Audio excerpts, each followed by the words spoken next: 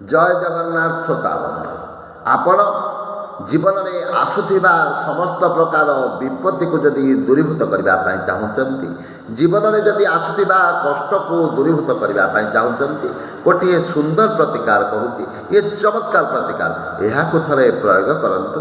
ନିଶ୍ଚିତ ଭାବରେ ଆପଣଙ୍କ ଭାଗ୍ୟ ପରିବର୍ତ୍ତନ ହେବ।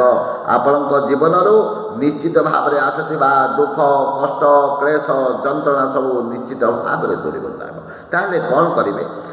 ଆପଣ ସକାଳେ ସ୍ନାନ କରିବା ପୂର୍ବରୁ ଆପଣଙ୍କ ମୁଣ୍ଡରୁ ଗୋଟିଏ ଚୁଟିକୁ ବାହାର କରିବେ ଏବଂ ଆପଣଙ୍କର ମସ୍ତକର ଚାରିପଟେ 31 ଥର ବୁଲେଇ କୌଣସି ଏକ 4 ଛକିଆ ରାସ୍ତାରେ ନେଇ ତାକୁ ପକାଇଦେବେ ଏବଂ ସେହି ଜାଗାରେ ଆପଣ ଯେତେବେଳେ ପକାଉଛନ୍ତି, ପକାଇ ସାରିବା ପରେ ଘରକୁ ଆସିବେ ଏବଂ ଗୋଟିଏ ମନ୍ତ୍ର କହୁଛି 108 ଥର ଏହାକୁ ଜପ କରିବେ।